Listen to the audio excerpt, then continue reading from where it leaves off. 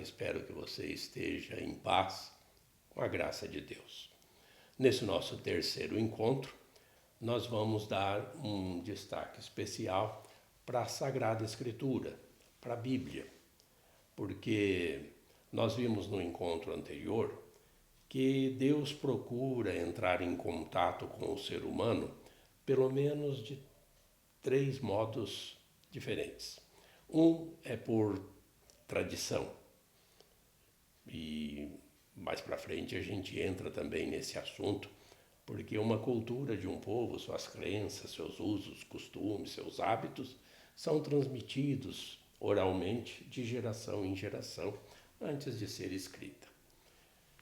O outro meio é a Bíblia, é pela palavra que foi dirigida a todos os povos, principalmente ao povo que Deus escolheu para formar, e nós chamamos de Sagradas Escrituras. É o outro meio pelo qual Deus quer entrar em contato comigo, com você. Temos ainda o magistério da igreja, que é também a outra forma que nós vamos conversar muitos nesses encontros aqui no nosso canal. Bom, sobre a Bíblia, hoje eu quero dar umas dicas, sobre como manuseá-la, como achar os livros mais facilmente, saber como que estão agrupados os diversos assuntos, com alguns macetes que, quem sabe, pode ajudar você a saber localizar um determinado livro pelo grupo onde ele está inserido com mais rapidez. Tudo bem que na Bíblia se tem ali o índice e a página, etc., formas de se localizar um determinado livro da Bíblia, mas convenhamos aqui entre nós, tem muitos de nós, católicos, que ainda não têm essa facilidade de localizar rapidamente um livro, não sabe usar. Às vezes fica esse livro, a Bíblia, como enfeite de prateleira na estante. Então, nós vamos dar algumas dicas que esperamos que sejam importantes.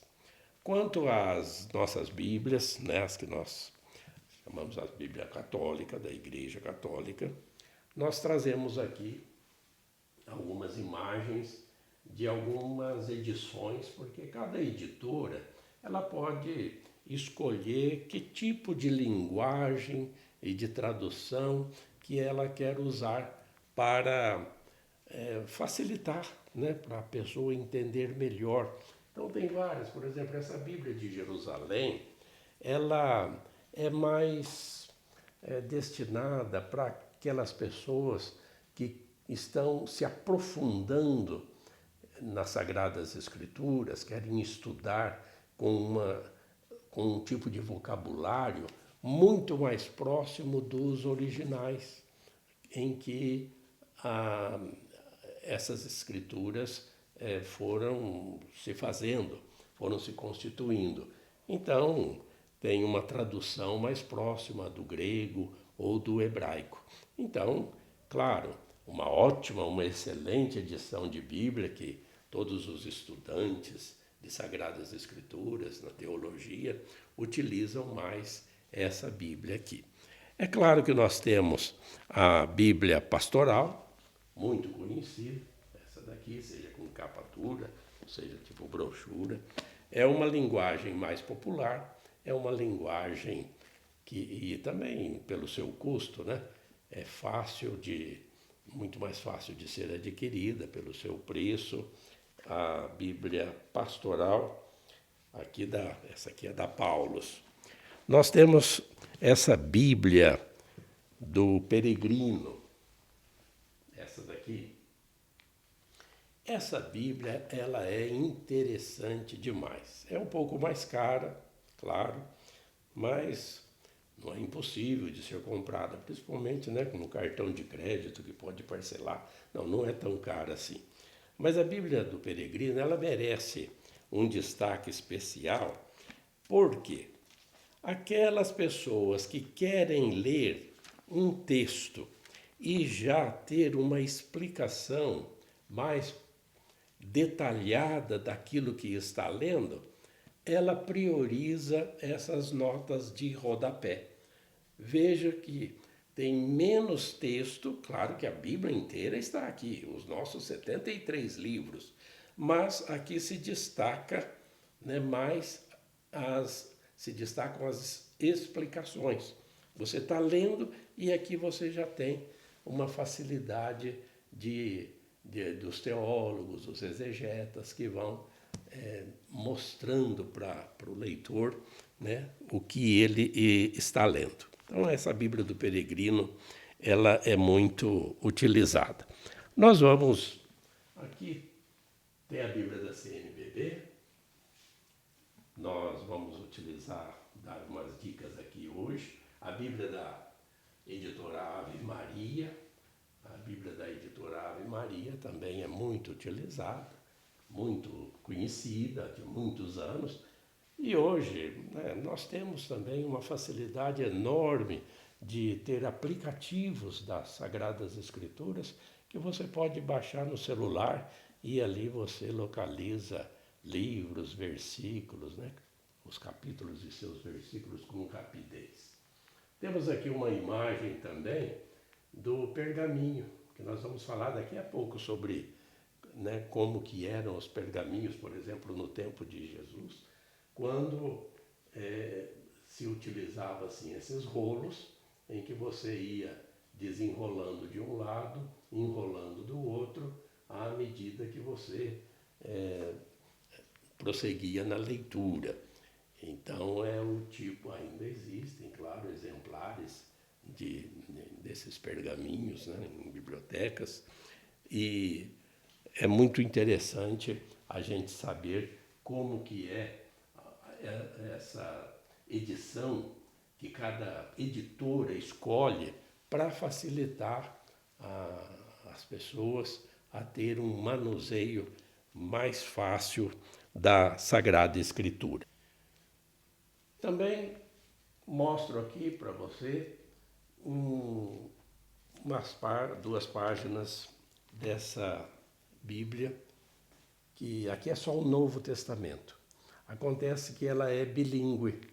Ela está de um lado, numa página, é em latim, e do outro lado, o grego, nos originais. Então, essa tradução foi feita por São Jerônimo, já, né, depois de Cristo, tem todo o que era em grego, e mesmo no hebraico, São Jerônimo traduziu para um latim popular, uma linguagem facilitada, simples, bem popular mesmo, por isso ela é chamada Vulgata. Essa Vulgata, a edição latina Vulgata, lembrando que a linguagem era vulgar, ou seja, bem acessível a todo o povo. E olha que essa tradução da Bíblia em latim de São Jerônimo foi utilizada durante muito tempo, até aqui, né, recentemente, há poucos séculos atrás. Mas nós vamos aqui hoje mostrar para vocês que a Bíblia ela tem os livros agrupados por assuntos. E eles não estão na ordem cronológica em que esses livros foram aparecendo, foram surgindo. De início, nós lembramos que a palavra Bíblia é grego, é em grego. Biblos é o singular, ou biblion, aqui está escrito mesmo em grego, né? Biblion, significa rolo, que era o tipo dos livros antigos, ou livro. O singular é biblion, biblos ou biblion. Já o plural é Bíblia. Então aqui é um livro, Bíblia, os livros. Então a gente usa falar hoje a Bíblia, já englobando todos os 73 livros, mas na verdade a palavra Bíblia significa os livros. E nós temos esses 73 livros agrupados por assuntos e não na ordem cronológica em que eles foram surgindo, aparecendo. Nós temos o primeiro livro, Gênesis, da Bíblia, não significa que foi o primeiro a surgir, o primeiro escrito. Não. Eles foram agrupados de uma forma diferente, de acordo com, lá nos primórdios do cristianismo, os exegetas, os teólogos, acharam por bem, já na igreja, né, aí colocando numa certa sequência, mas não necessariamente na ordem cronológica. Então nós temos esses grupos de livros por assuntos. Por assuntos. Aqui, por exemplo, Pentateuco, 5 livros. Os históricos, os 16 livros históricos, agrupados logo depois do Pentateuco. Estão todos ali. Se você quiser procurar livros sapienciais, aqueles 7 que nós temos, é o terceiro grupo de livros da Bíblia. E ainda no Antigo Testamento, os profetas vêm formando o grupo final, com 18 livros, totalizando então 46. Então que fique já desde já bem assim, com essa ideia de que os livros estão por assuntos. Então se você conhecer, procurar um livro do grupo dos profetas, o livro de Isaías ou o livro de Jeremias, você não tem que ficar procurando. É claro que se você for no índice, você vai localizar fácil. Mas para nós católicos é bom saber, né, já localizar sem a necessidade do índice. Você já vai direto porque você sabe onde que está. Então não adianta procurar um livro de um profeta aqui no começo da Bíblia, você não vai achar. Ele está nesse grupo aqui, que é o quarto grupo de livros do Antigo Testamento. Da mesma forma, no Novo Testamento, nós temos os 4 evangelhos, que são os livros principais da história da salvação, seguido pelo Atos dos Apóstolos. Em seguida vem o grupo das cartas paulinas, ou deuteropaulinas, e as pastorais e católicas, e por fim o livro da Revelação, que é o Apocalipse. Apocalipse é uma palavra grega e a tradução é revelação. Totalizando então os 27 livros do Novo Testamento. Somando 46 com 27, são os 73 livros da Igreja Católica. Mas aí vem uma dica que nós podemos, né, te passar para que você faça esse exercício em casa, para você aprender, quem não tem, né, esse conhecimento, aprender a manusear a Bíblia com mais facilidade. Você já sabe então que o primeiro grupo é o livro do Pentateuco. Faça uma colinha desse tipo, né?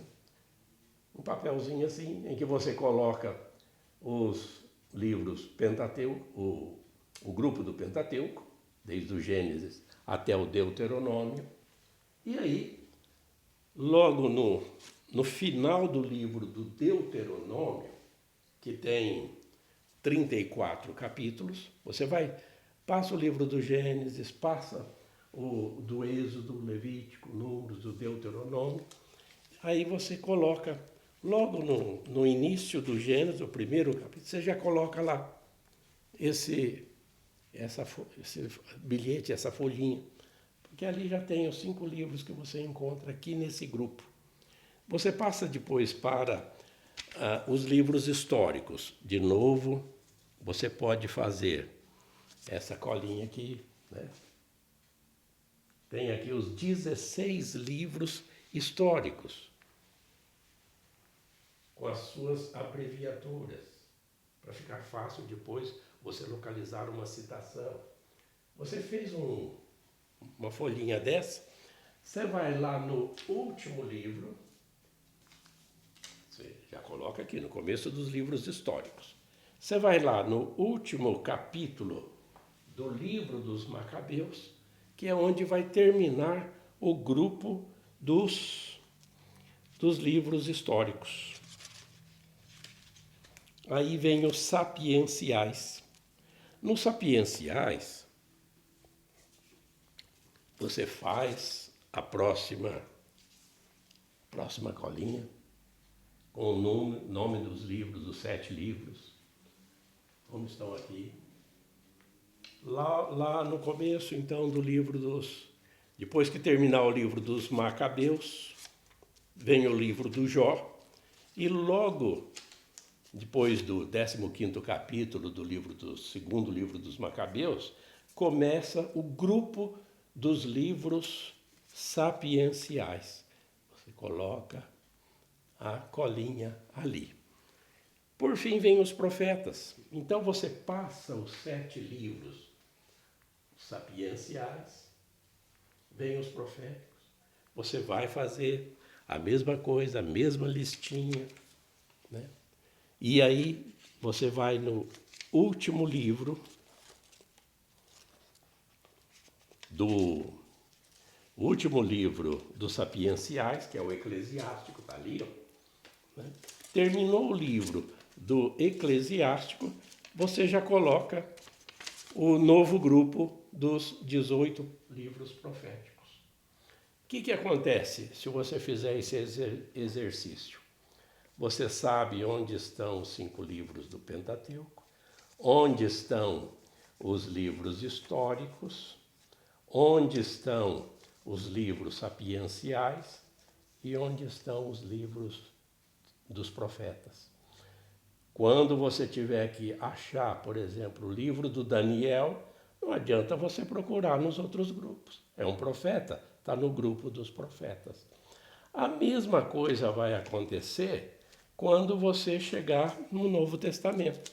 Porque terminando o grupo dos profetas, que é o livro de Malaquias, já vem o Novo Testamento, você vai ter de novo os 4 evangelhos, Mateus, Marcos, Lucas, João e o Atos dos Apóstolos, que você vai colocar ali no final do livro do Malaquias e antes do primeiro capítulo do Evangelho de Mateus, que você já tem um novo grupo começando no Novo Testamento. E aqui também ilustra bem aquilo que nós falamos há pouco.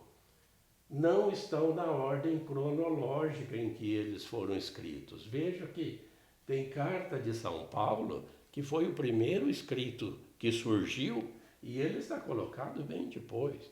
Os próprios evangelhos, o Mateus que está aí em primeiro, não significa que o Mateus foi o primeiro evangelho escrito. O de Marcos, sim, foi o primeiro. Mas, nos primórdios ali do cristianismo, foi essa a ordem escolhida e assim ficou. Terminando os Atos dos Apóstolos, você vem com a última colinha que você pode fazer. Terminou ali os Atos dos Apóstolos, você já vai ter a primeira a carta aos Romanos. E daí vem o grupo das cartas até o último livro, que é o Apocalipse. Meu irmão, minha irmã, não custa fazer esse exercício.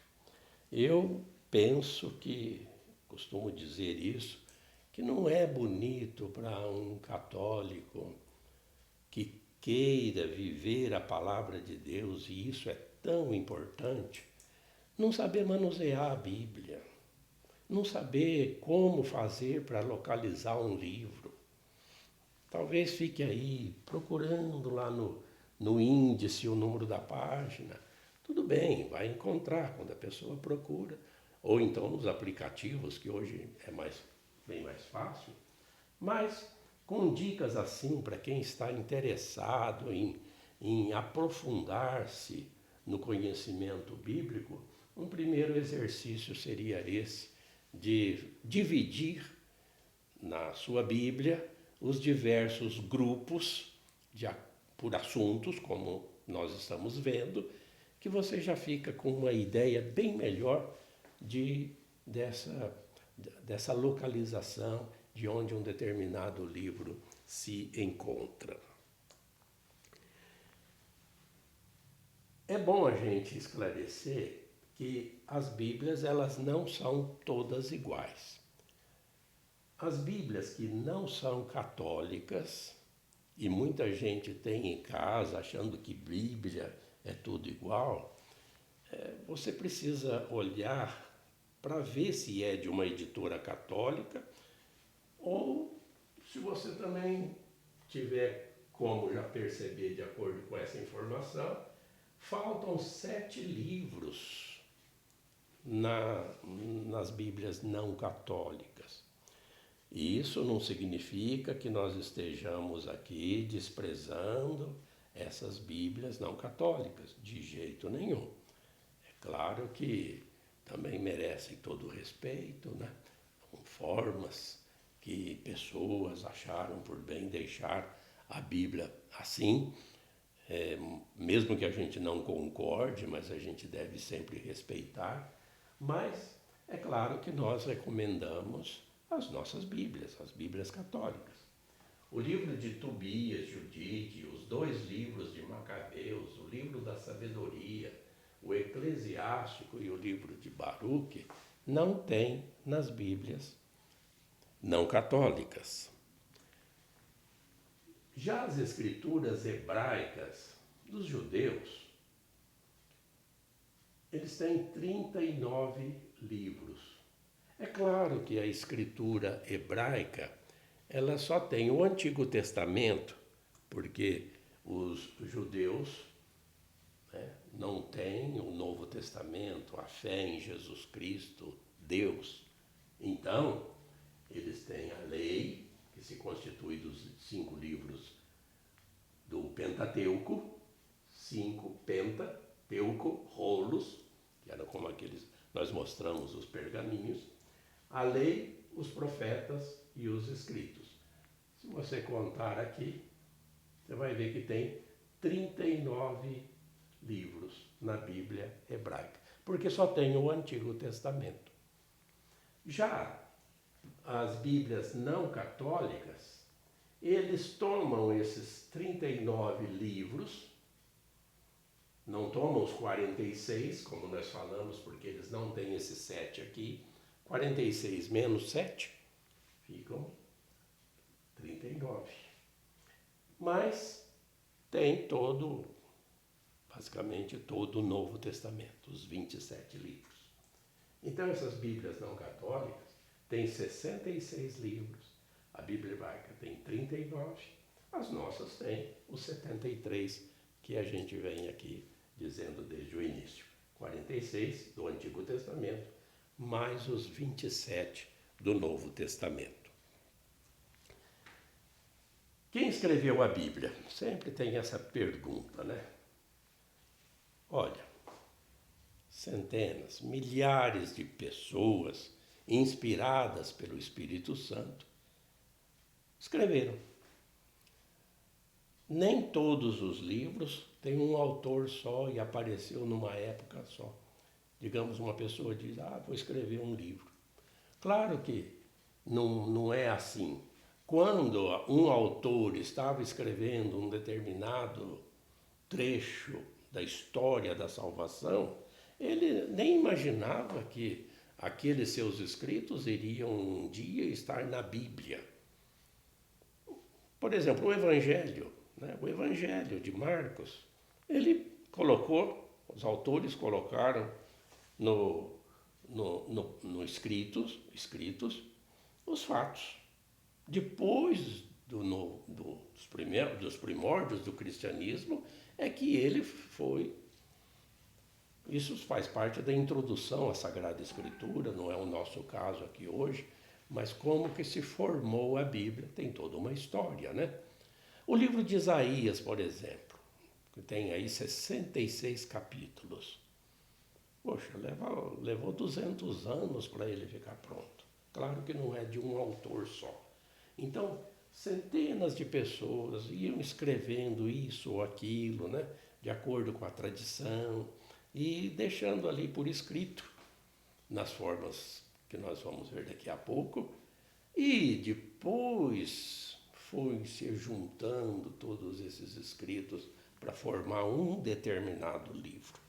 Então são centenas de autores, mas que nós podemos dizer que o autor da Bíblia é Deus, isso nós podemos com certeza, porque Deus de fato é o autor. Ele se utilizou de pessoas, né, inspirando-as a escrever no seu modo, no seu jeito, com a linguagem da época, com a cultura da época.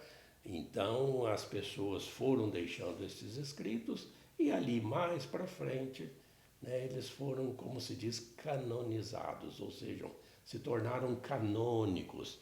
Cânon significa lista em igreja, uma lista oficial. Então, quando um livro ele é canônico, ele está inserido numa lista oficial, no caso da igreja. Claro que nós temos centenas de bons livros escritos de uma forma muito bela, muito profunda, mas não vamos entrar mais para a Bíblia, porque ela já está formada com esses 73 livros, e isso daí não vai mais mudar, né?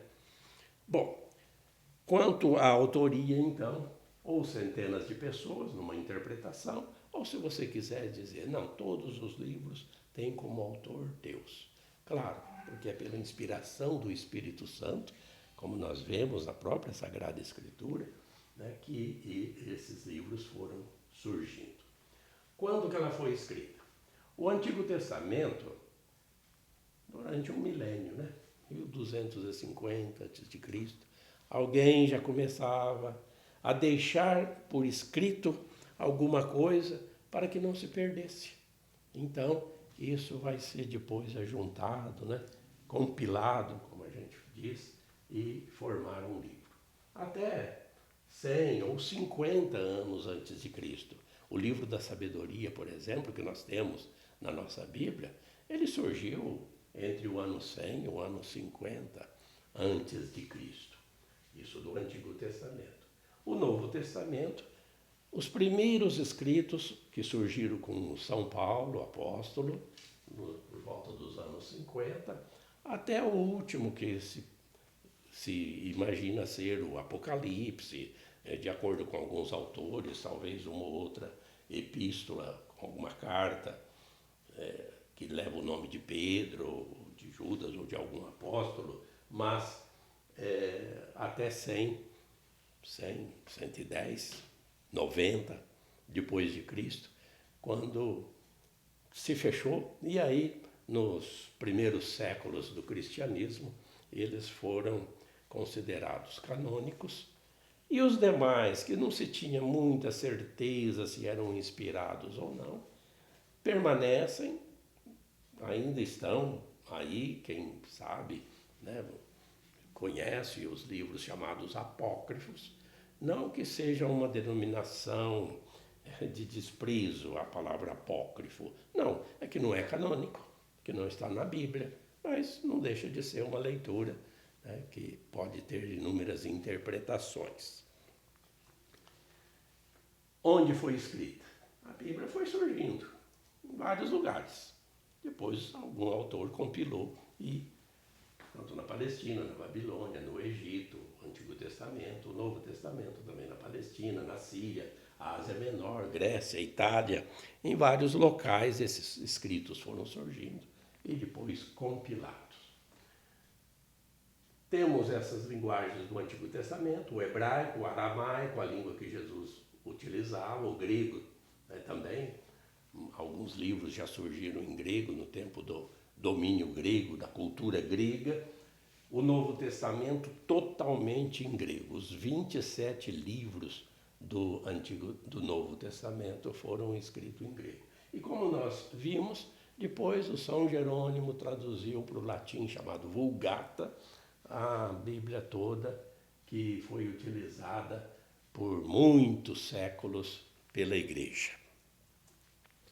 Os materiais utilizados no início, aquelas escritas cuneiformes, se faziam umas determinadas tabuinhas de argila e quando elas ainda estavam úmidas, com estiletes, né, se escrevia formando uma página que depois eram levadas como uma tabuinha de argila é levada a uma cerâmica e ali se fazia essas folhas, uma por uma, mas, claro, era difícil isso, empilhar, guardar, quebrava, você perdia, mas é o início das escritas. Quem conhece a história, né, da literatura vai ver que era assim antigamente. Depois surgiu o papiro, que é feito também, extraído de árvores, mas nós sabemos que da árvore, sem um tratamento, ela acaba esfarinhando com o tempo, apodrecendo, e se perdeu muita coisa devido a esse tipo de material, né? Uma árvore chamada papiro lá no Egito. Por fim, apareceu depois o pergaminho, é um couro curtido de carneiro, inventado em Pérgamo, e foi muito utilizado porque aí esse couro que era curtido, você já podia usar uma tinta e ele já não desmanchava mais, mas ele tinha que ser enrolado e também ocupava muito espaço. Isso foi utilizado durante muitos séculos, até que depois, né, depois da Idade Média, surgiu aí o Gutenberg com a imprensa. Hoje, os papéis utilizados já têm uma conservação melhor. No início, muitas páginas esfarinhavam, amarelavam, ou mesmo as traças, né, comiam o papel, estragavam os livros. Hoje não, as páginas, além de serem muito finas, né, mas são bem tratadas e aí já não tem mais esse problema de esfarinhar ou de se perder. A Bíblia é muito utilizada na liturgia.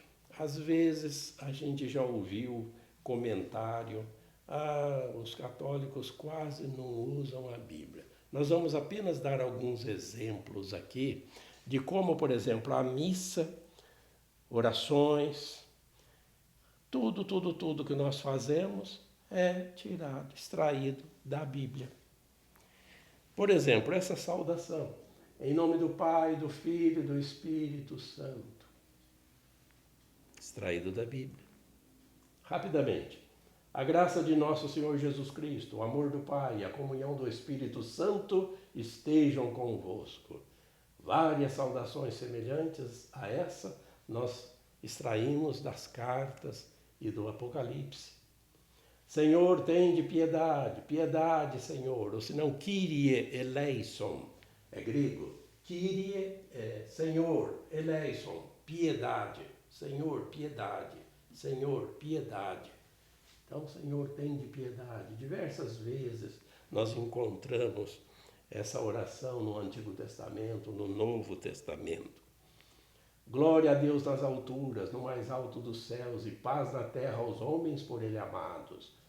O anúncio dos anjos aos pastores sobre o nascimento de Jesus.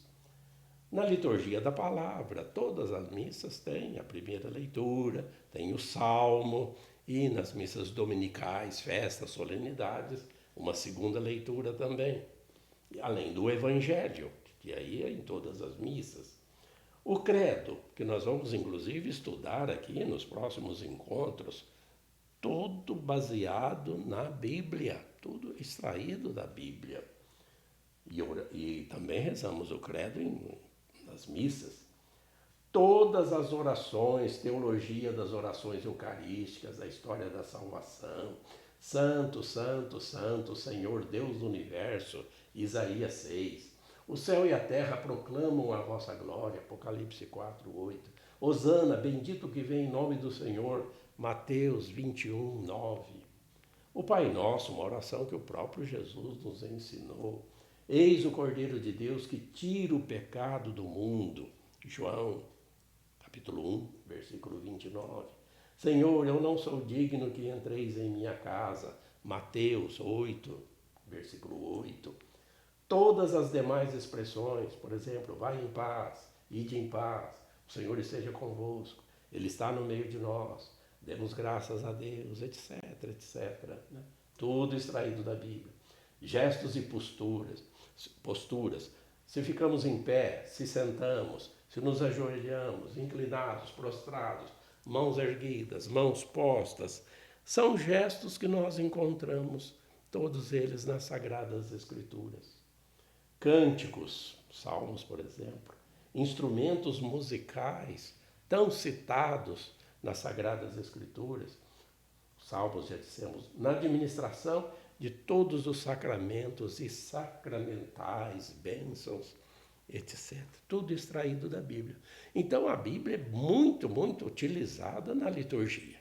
Não tenhamos dúvida, né? Para terminar, fica essa frase aí. Desprezar a Bíblia é fazer pouco caso para com Deus que quer falar com você. É muito feio uma pessoa que quer conversar com você e você não dá atenção, você fica distraído, prestando em outras coisas, você não está nem aí com o que a pessoa está te dizendo, você não está prestando atenção. É uma falta de consideração enorme.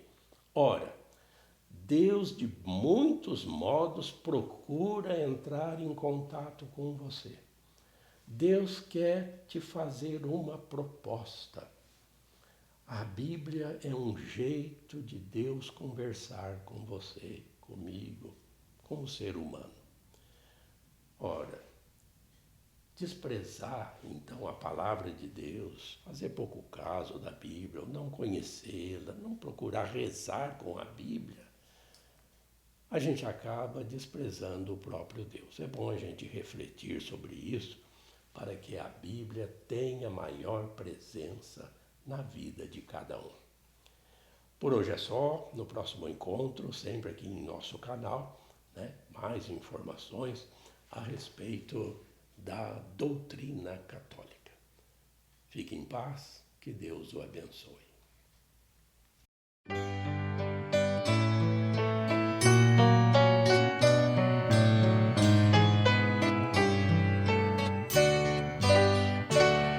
A fé é compromisso que é preciso repartir.